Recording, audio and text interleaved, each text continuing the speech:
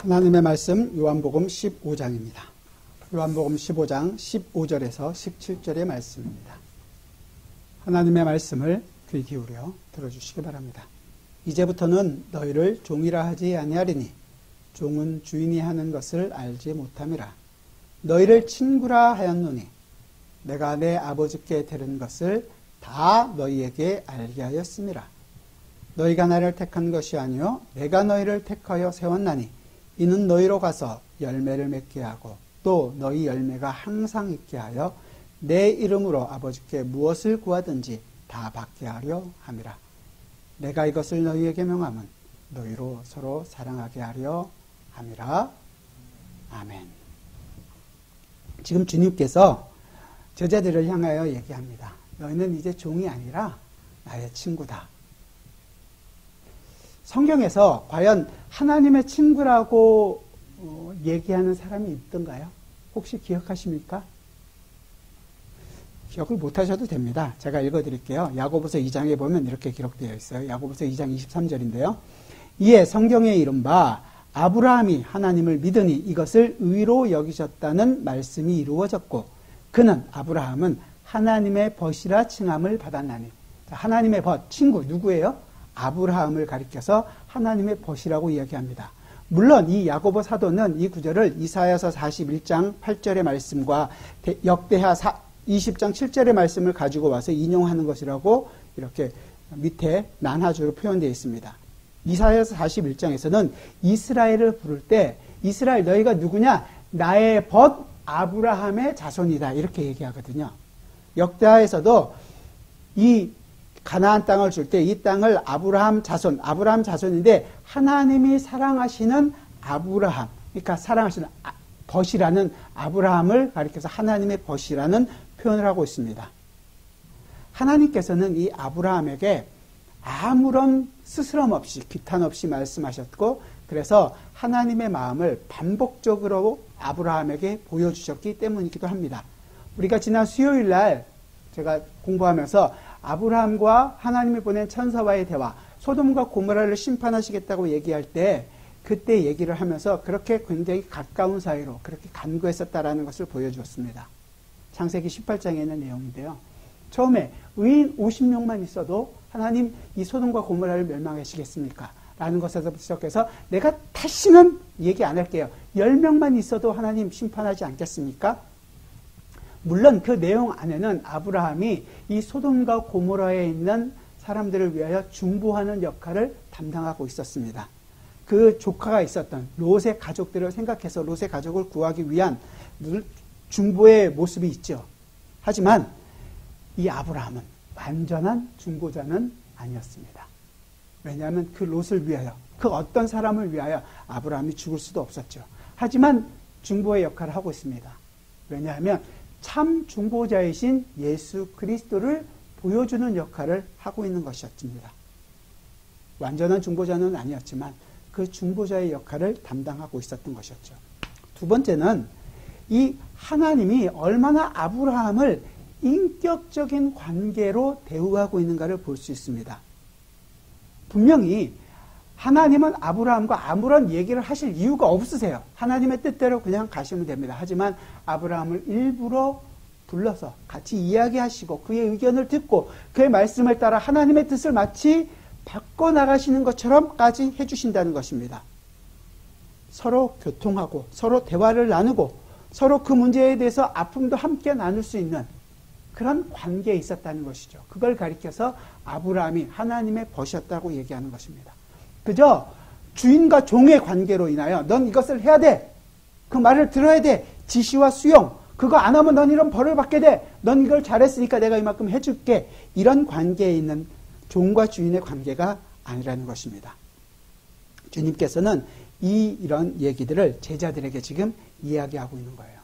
15절에 보면 내가 아버지께 들은 것을 다, 이 다라는 것이 모든 것이거든요. 모든 것을 알게 했기 때문에 이 일을 한다는 거죠. 예수님은 지금 하나님께로부터 받은 모든 것을 제자들에게 모든 것을 다 알게 하셨습니다. 제자들뿐만이 아니라 그 제자들이 받은 모든 것들은 지금 말씀을 통하여 우리에게도 다 전해졌습니다. 그것을 베드로 사도는 베드로후서 1장 3절에서 이렇게 얘기합니다. 그의 신기한 능력으로 생명과 경건에 속한 모든 것을 우리에게 주셨으니, 이 주셨다라는 것이 과거형이에요. 이미 우리가 받았다라는 것입니다. 우리는 다 생명과 경건에 속한 이 예수 그리스도께서 하나님께로부터 받은 모든 것을 다 우리가 받은 자입니다. 그렇게 우리는 예수 그리스도와 하나님을 알게 되었습니다.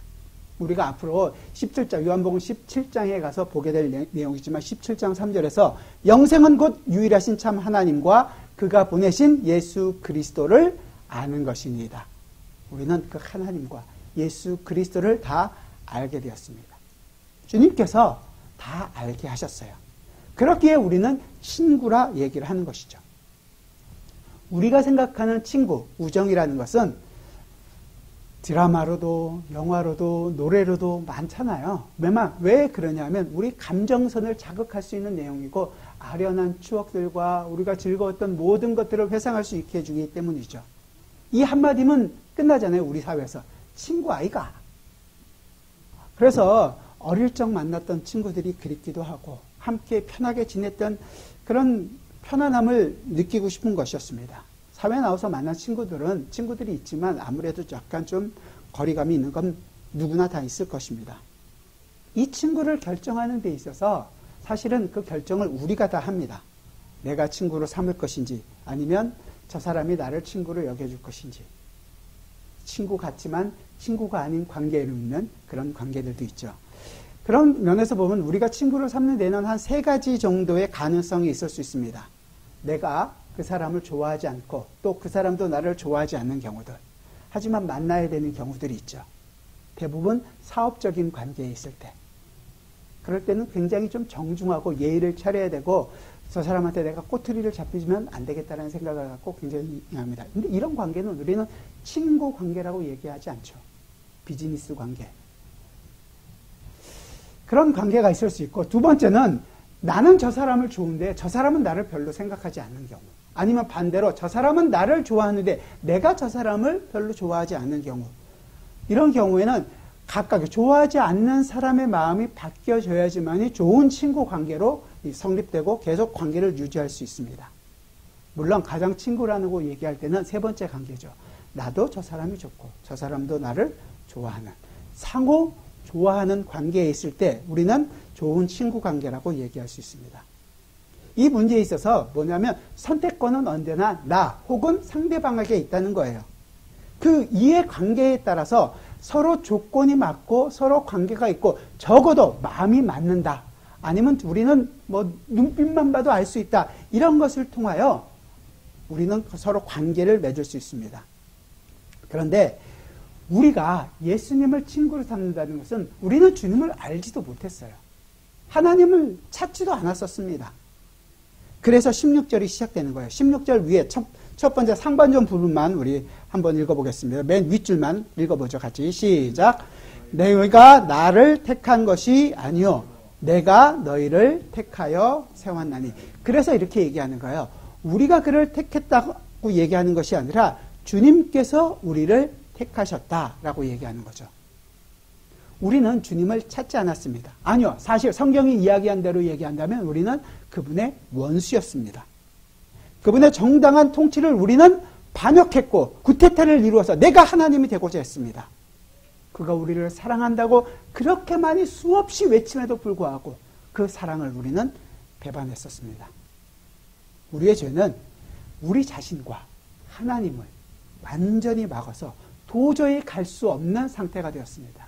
제가 지난주에 설교하면서 이것을 우리의 완전한 부패, 완전한 오염, 완전한 무능력이라고 표현을 했습니다. 우리는 하나님께 갈 수 없었던 자였습니다. 그래서 하나님께서 그리스도 안에서 그리스도를 통하여 이 장벽을 제거하시는 일을 하시고 우리로 하여금 그 특권적인 친구라는 특권적인 지위를 갖도록 우리를 선택하셨다라고 이야기하는 것입니다. 그래서 우리가 친구 관계에 있게 된 것입니다. 원래 우리의 신분은 하나님과 원수였고 하나님의 진노의 대상이었고 그 진노의 대상이라는 말은 심판의 대상이었다는 것이고 어쩌면 오늘도 우리는 수많은 죄를 범하고 있습니다. 그 죄를 범하고 있다는 것은 심판받아 마땅한 자라는 것이었습니다. 그럼에도 불구하고 우리가 심판을 받지 않고 정죄함을 받지 않는 이유는 예수 그리스도께서 우리의 모든 죄를 담당하셨기 때문입니다. 따라서 우리가 생각하는 친구 관계, 우리가 맺고 있는 친구 관계와 하나님과 우리의 친구 관계의 가장 큰 차이는 뭐냐면 우리가 선택한 것이 아니라 이 친구 관계는 하나님께서 우리와 선택이 시작하셨다는 것이 먼저 있습니다. 하나님의 선택으로 이 친구 관계가 시작되었다는 것이죠. 두 번째는 우리로 하여금 그 친구 관계가 되는 것은 반드시 어떻게 보면 16절 뒤에 보면 너희로 가서 열매를 맺게 하고 또 너희 열매가 항상 있게 하여 이렇게 어떻게 보면 가서 열매를 맺어라. 가서 서로 사랑해라. 명령형처럼 주어지는 거예요. 친구 관계에서 명령형으로 주어진다는 것이 있을 수 있을까요? 과연 그게 친구 관계에 있는 건가요? 그럼 종과 주인의 관계잖아요. 근데 조금 전에 이제는 너희를 종이 아니라 친구라 얘기했다. 그래 놓고서 두 번째는 가서 열매를 맺어라. 이것은 종과 주인의 관계에 있는 것이 아니라 사실은 친구 관계에서 어떠한 그 열매를 맺으면서 너와 나의 관계의 그 긴밀성을 알게 하는 것입니다. 명령으로 주어진 것이 아니라 그 일을 하면 할수록 뭐 하는 거예요? 내가 너의 친구와 그 친구 관계 안에 있다라는 것을 알게 하는 것이죠. 이 참된 우정은 이 두 사람의 우정이 아니라 우리 인간, 아까 말씀드린 것처럼 제한된 이 인간 존재, 죄인인 우리와 하나님 사이의 우정이기 때문에 우리의 모든 것을 가지고도 하나님에 만족할 수 없습니다. 그럼에도 불구하고 하나님은 그 일을 하라고 하는 이유는 우리가 하나님께로부터 선택을 받았고 하나님께서 우리를 친구라고 여겨주기 때문에 은혜로 말미암아 이 일이 이루어지고 있기 때문입니다. 그래서 우리는 그 일을 해나가면서 내가 열매를 맺는 일을 통하여 내가 주님과 어떤 관계에 있는지를 알게 되는 것입니다. 그리고 그 관계에 있게 됨으로 말미암아 이제 우리 속에서 주님이 주는 그 기쁨을 우리도 누리게 되는 거죠. 주님은 지금 내 기쁨을 너희에게 준다라고 얘기하고 계시잖아요. 주님은 기쁘다고 얘기하시잖아요. 그 주님의 기쁨은 계속 우리가 살펴봤던 것을 여러분들이 기억하신다면 왜 기쁘냐면 기쁠 일이 많아서가 아니라 상황이 좋아져서가 아니에요. 바로 하나님의 뜻을 지금 이루고 계시기 때문이라고 말씀을 드렸고 그 하나님의 뜻을 이루는 것이 하나님께 영광이 되는 것이었습니다. 그렇다면 우리의 기쁨은 무언가요? 상황이 바뀌고 모든 것이 잘 되는 것? 아닙니다. 똑같습니다. 하나님의 뜻을 이루는 것이고 그것이 하나님께 영광이 되는 것입니다.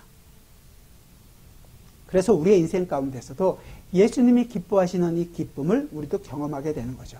이것을 성도의 삶이라고 표현하는 것이고 좀 더 다른 말로 얘기해서 제자 도라고 표현할 수 있을 것이에요. 친구는 주님께서 누리는 기쁨을 나도 함께 누리는 것입니다. 예수님이 이 말씀을 하시는 그래서 누리게 하기 위하여 목적을 16절 하반절에서 두 가지로 얘기합니다. 이는 그랬죠. 이는 너희로 가서 열매를 맺게 하고 또 너희 열매가 항상 있게 하여 열매를 맺고 그 열매가 항상 있게 되기를 원하는 것이 첫 번째고 두 번째는 뭐예요? 그래서 내 이름으로 아버지께 무엇을 구하든지 다 받게 하려 함이라. 첫 번째가 열매를 맺는 것, 항상 있는 것. 두 번째는 구하는 대로 받게 되는 것. 이 두 가지를 위한다고 얘기하는 거예요. 먼저 첫 번째 열매를 맺는다는 것. 성도가 우리 모두가 원하는 것 아닌가요? 여러분들 스스로가 나도 주님의 열매를 맺고 싶습니다. 내 속에서 온유의 열매, 사랑의 열매 이런 모든 열매들을 주렁주렁 맺어서 이 주렁주렁 맺힌 것을 다 하나님께 영광을 돌리고 싶습니다. 안 그러세요? 거룩한 삶을 살고 싶지 않으세요? 거룩한 삶을 살아가는 데 있어서 여러분들이 가장 먼저 명심해야 될 것은 15장 처음의 시작입니다. 나는 참 포도나무여 너희는 가지라. 아버지께서 농부시로 그 농부가 이 포도원을 가꾸고 포도나무를 그래서 열매를 맺게 하신다는 거예요. 아버지가 농부라는 사실을 잊어서는 안 됩니다. 우리는 내 힘으로 열매를 맺는 사람들이 아니에요. 아버지께서 열매를 맺혀 가십니다. 아침마다 태양을 뜨게 하시고 비를 내려주시고 온도를 적당하게 맞춰주시고 공기를 공급해 주시고 여러 가지 병충해 어떤 것들을 다 막아주시고 그 이 갖고 가는 일을 통하여 가지는 열매에서 열매를 맺게 되는 것입니다. 가지 힘으로 열매를 맺는 것이 아니라는 거예요. 그리고 포도나무에 가지가 붙어 있을 때 나무로부터 영양을 공급받습니다. 포도나무이신 예수 그리스도로부터 영양을 공급받아서 우리는 열매를 맺게 됩니다. 이것을 예수 그리스도 안에서의 삶이라고 표현할 수 있겠죠. 가지가 나무에 붙어 나무의 열매를 맺습니다. 그리고 이것이 하나님께 영광이 되는 것입니다. 우리가 열심히 순종해서 뭔가 큰 일을 해서 교회를 크게 지어서 아니면 선교사를 많이 보내서 봉사활동을 많이 해서 내가 이룬 것으로 이 모든 것이 하나님께 영광이 됩니다 라고 이야기하고 싶지만 사실은 그 일이 하나님께 영광이 되는 것이 아니라 그 일 자체가 아니라 그 일을 이루어가는 과정 속에서 얼마나 예수 그리스도를 닮아갔느냐, 얼마나 내 마음속에 들어오는 많은 아픔들과 이런 것들을 감수했느냐, 아니면 그 일을 해나가면서 성도들과 함께 일을 나누고 성도들과 함께 상의하고 의논하면서 그 마음을 맞춰갔던 그 기쁨이 있느냐, 그것이 바로 하나님께 영광이 된다는 것입니다. 가지가 나무에 붙어서 나무의 열매를 맺을 때 하나님께 영광이 되는 거예요. 생각해 보세요. 여러분의 삶에서 하나님이 기뻐하시는 일을 많이 했습니까? 아니면 후회스러운 일들이 많으십니까? 저 같은 경우는 후회스럽고 실망되는 경우들이 많더라고요. 아이고, 그걸 조금 못 참고 또 화를 내버렸네. 아니, 뭐 이렇게 급하다고 먼저 성질을 부리고 살아갔을까? 이렇게 생각될 때가 많단 말이죠. 왜 나는 이것밖에 안 될까? 이런 생각이 많이 듭니다. 과연 이렇게 살아서 내가 하나님의 영광을 드러낼 수 있을까? 제 자신에게도 확신이 잘 안 쓸 때가 많았습니다. 그런데 그건 제 눈으로 제 자신을 보는 거고요. 하나님은 나를 어떻게 보실까? 하나님은 우리를 어떻게 보실까? 이런 우리임에도 불구하고 아직도 욕심과 게으름과 여러 가지 것들로 죄악 때문에 흔들어하는 우리임에도 불구하고 하나님께서는 반드시 하나님의 뜻을 우리 안에서 이루어내실 것이라고 이야기하시고 그 내용은 확실합니다. 그 확실한 하나님의 손길이 하나님의 영광이 되는 거예요. 하나님의 백성다운 삶을, 그 거룩한 삶을 이루어낼 것이라는 것입니다. 우리의 능력이나 뭔가 이루어낸 것 때문이 아니라 하나님의 자녀이기 때문에, 하나님의 백성이기 때문에 하나님은 이 일을 완성하실 것입니다. 인간적으로도 가끔 기쁜 일이 있을 때 있잖아요. 그런데 하나님의 일은 어떻겠습니까? 비록 우리가 죄인이고 부적도 없지만 우리를 사랑하시는 하나님의 손길이 변함이 없기에 우리는 하나님의 영광이 되는 자라는 것을 잊지 마시기 바랍니다. 우리 삶에선 반드시 하나님께서 열매를 맺고 마실 것입니다. 친구는 이 열매를 맺게 될 것이고 맺는 자라는 것입니다. 왜냐하면 농부이신 하나님이 열매를 맺으실 것이고 우리의 잘못 따른 부분 가지들을 가차없이 잘라내고서 바르게 키워가시고 거룩한 삶을 살아내게 할 것입니다. 성도는 이 거룩한 삶을 살아가는 자입니다. 그리고 하나님께서는 반드시 이 삶을 이루실 거예요. 그래서 요한은 뒤에 말을 붙이는 거예요. 또 너희 열매가 항상 있게 하여. 포도나무가 언제 나옵니까? 포도 열매가. 지금부터 나오기 시작하죠. 가을에 이렇게 나오는데 항상은 언제예요? 언제나 아니에요. 포도 열매는 언제 맺힙니까? 포도 열매로만 보는 것이 아니라 그 열매를 맺혀가고 있는 모든 과정이 다 그 안에 포함되어 있는 거잖아요. 항상 있게 하시겠다는 거예요. 우리가 잘할 때만, 눈에 보일 때만 열매가 아니라 비록 못하는 순간에서도 주님은 우리 안에서 열매를 맺어가고 계시다는 것을 잊지 마십시오. 제가 아틀란타 와서 목회한 지 이제 6년째인데 쉽지 않다는 걸 참 많이 고백하게 됩니다. 하지만 그렇다고 해서 제가 복음을 전하는 것에 대해서 타협을 하고 싶은 생각은 조금도 없습니다. 왜냐하면 잘한 것, 사람이 많아지고 부흥하는 것, 이것만이 하나님께 영광이 되는 것이 아니라 얼마나 열심히 그 복음만을 전하며 그 복음을 알기 위하여 고민하는 많은 성도들과 함께 이 길을 걸어가고 있느냐. 이 복음이 우리 모두의 삶을 움직여서 씨앗을 뿌리게 하고 이 지역사회에서 내 자신을 희생하는 이 일을 감당하게 하고 그 일을 통하여 또 주위에 많은 것들을 자라게 하고 열매 맺는 일을 또 해나가고 있기 때문에 우리 교회를 뿐만 아니라 그 일을 해나가고 있는 하나님의 손길이 있다는 것을 알기에 그 열매가 항상 있게 할 것이라는 것을 저는 알기에 지치지 않고 일을 해나가고 있는 것입니다. 여러분들 통해서 여러분들의 삶을 통해서 이루어 내실 것입니다. 주님께서 우리에게 친구라고 부르시는 두 번째 목적이 뭐였냐면 16절 맨 마지막에 했죠. 내 이름으로 아버지께 무엇을 구하든지 다 받게 하려 함이라. 이거는 기도 얘기하는 것 같죠. 또 기도인가? 주님께서 이 얘기를 왜 이렇게 자주 하시는 거예요? 요한복음 14장에서도 얘기했고 좀 전에 봤던 15장에서도 15장 7절에서도 얘기하거든요. 무엇이든지 구하면 너희는 다 받게 될 것이다. 왜 계속해서 반복적으로 이 얘기를 하실까요? 이 반복한다는 것은 사실 우리가 그 약속을 들을 필요가 있기 때문이며 우리 기도 생활에 있어서 우리는 너무 느슨하게 우리 편하게 기도 생활을 하고 있습니다. 그렇기 때문에 여러 번 반복하는 것이 내게는 수고롭지 않다고 얘기했던 사도 바울 얘기처럼 주님께서도 우리에게 계속적으로 반복해서 이야기합니다. 구해라. 그 구하는 모든 것들을 아버지께서 너희에게 허락하실 것이다. 기도한다는 것은 우리 교회에서 새가족 공부를 하신 여러분들은 다 아시겠지만 기도는 응답을 목적으로 하는 것이 아니라고 얘기했습니다. 기도를 해서 내가 무엇을 하나님으로부터 얻어내는 것이 우리의 목적이 아니라 기도의 목적이 뭐라 그랬어요? 나는 내 힘을 의지하지 않겠습니다. 기도는 나는 하나님만을 의지하겠습니다 라는 것을 고백하는 것입니다. 우리는 우리 힘을 의지하고 살려고 무단히 노력하잖아요. 열심히 살아서 잘 되면 잘 된 것 때문에 하나님께 감사하고 영광을 돌린다 얘기하고 안 되면 무조건 우리는 안 되면 조상 탓이에요. 그렇지 않나요?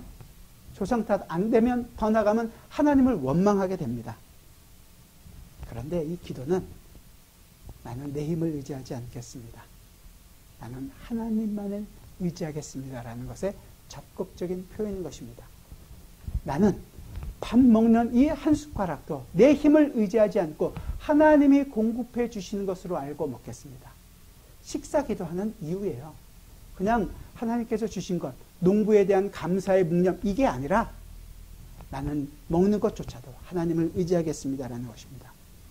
우리의 모든 삶은 하나님을 의지하는 자라는 거예요. 그래서 우리는 항상 기도하는 자라는 것을 잊지 마십시오. 나 자신만을 위하여 기도하는 것이 아니라 또한 나의 주변에 있는 성도들 아니면 이 세상을 위하여 기도합니다. 다른 사람들을 위해서도 기도하죠. 이것을 우리가 예수님 중보 기도라는 말들을 가끔 사용하시는데 중보자는 우리 중에 중보자는 아무도 없습니다. 중보자는 오직 한 분 예수 그리스도 뿐이십니다. 그럼 우리는 중보 기도를 하지 말라는 것인가? 우리는 성도를 위하여 기도할 수 있습니다. 다른 사람을 위하여 반드시 기도해야 됩니다. 그것을 보고라고 표현합니다. 대신 기도해 주는 거라고. 그러니까 중보 기도라는 말 자체를 쓰는 거에 대해서 손가락질하고 비웃을 필요는 없지만 그 의미를 반드시 이해를 하시고 쓰시라는 거죠. 중보자는 오직 한 분 예수 그리스도라는 것. 보세요. 예수님과 내가 친구예요. 예수님께서는 다른 하나님의 백성들과도 그럼 친구입니다. 친구의 친구는 뭘까요? 같은 편이죠. 친구예요.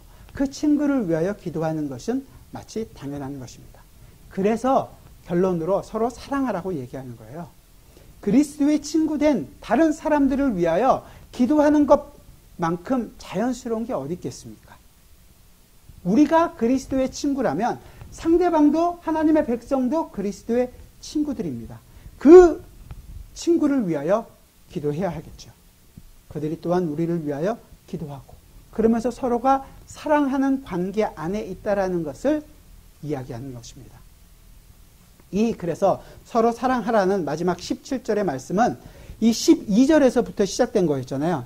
내 계명은 곧 내가 너희를 사랑한 것 같이 너희도 서로 사랑하라 하는 이것이니라. 계속해서 사랑이라는 것을 얘기합니다. 물론 13장 34절 35절에서도 얘기했습니다. 새 계명을 너희에게 주노니 서로 사랑하라. 내가 너희를 사랑한 것 같이 너희도 서로 사랑하라. 너희가 서로 사랑하면 이로써 모든 사람이 너희가 내 제자인 줄 알리라. 계속해서 15장에서도 얘기했습니다. 왜 계속해서 사랑을 이야기하는 걸까요? 주님은 왜 계속해서 사랑하라, 사랑하라 이 얘기를 할까요? 물론 우리가 이 사랑이 약하기도 합니다. 더 여러 번 강조해도 부담이 없기 때문이기도 합니다. 그 내용을 이렇게 해서 시작했었어요. 16절 처음에 우리가 아까 읽은 것처럼 16절 처음에 뭐라 그랬냐면 너희가 나를 택한 것이 아니요 내가 너희를 택하여 세웠나니. 여기 택하여 세웠다는 그 의미가 어떻게 해서 택해서 위로 그래서 자랑거리로 삼겠다 이런 얘기 아니라 이 세상으로부터 우리를 구별했다라는 의미입니다. 하나님의 소유가 되었다라고 표현해 주는 거예요. 세상으로부터 구별된 삶을 사는 것입니다. 이건 우리가 생각할 것이 많은데요. 왜냐하면 세상과 우리는 더 이상 맞질 않습니다. 세상의 가치관과 맞지 않는 삶을 우리에게 요구하고 있는 거예요. 세상에서는 돈을 많이 벌고 높은 자리에 가고 이런 것을 성공이라고 얘기합니다. 세상 사람들 모두가 인정하고 잘 됐다고 박수하고, 물론 뒤에서는 시기하고 질투할지 모르겠지만 앞에서는 박수 쳐줍니다. 그러나 성도, 여기서 얘기하는 택하여 세웠던 구별한 자는 예수 그리스도의 인생을 어떻게 보이고 살아가는가가 중요한 사람들입니다. 그게 우리의 중요한 가치관이 되는 것입니다. 예수 그리스도의 사랑을 얼마나 보이며 사는가, 이게 우리의 중요한 일이 된 거예요. 그렇기 때문에 우리가 가지고 있는 이 가치관이 세상의 가치관과는 서로 맞지가 않는 겁니다. 이 성도의 가장 큰 어려움이 뭐냐, 세상에서. 나는 정말로 열심히 예수 그리스도를 닮고 살아가고 있는데 세상에선 누구도 알아주질 않는 거예요. 그렇게 열심히 살면 이 세상에서 좀 잘 돼야 되는데, 소위 얘기하는 만사형통이라는 것으로 하나님께서도 보답해 주셔야 되는데 그런 일이 발생하지를 않는 거예요. 그러니까 어떻게 합니까? 하나님을 원망하기도 하죠. 하나님 왜 안 됩니까? 왜 이것밖에 안 되죠? 뭔가 자꾸 세상적 가치관을 갖고 와서 내 자신을 판단하게 됩니다. 오해하지 마십시오. 우리의 참 신앙은 이 세상에서는 절대 통하지 않습니다. 그렇다고 해서 기쁨이 없고 속상한 일만 있느냐? 꼭 그런 것만은 아니죠. 속상한 일 속에서도 내가 이 땅에서 잘 되지 않지만 하늘에서 기쁨이 내 속에서 이루어지고 있다는 것을 알게 되므로 기뻐하게 됩니다. 그걸 우리는 땅에 속한 자가 아니라 하늘에 속한 자라고 얘기합니다. 그리고 우리의 인생에서는 하늘의 땅의 것을 만들어내는 것이 아니라 하늘의 것을 만들어내는 것이 진정한 우리의 기쁨이라는 것을 알게 됩니다. 우리가 만들어낸 기쁨이 뭐예요? 진정한 하늘의 보석, 예수 그리스도의 인생입니다. 예수 그리스도 자신입니다. 이 예수 그리스도를 세상은 알지를 못합니다. 아니, 오히려 그 예수 그리스도를 핍박하듯이 우리를 핍박합니다. 예수 그리스도의 침 뱉으셨던 것처럼, 침물 뱉음을 받으셨던 것처럼 우리의 삶에서도 침을 뱉습니다. 그렇게 살아서 어떻게 세상을 살래? 그래서는 성공할 수 없어.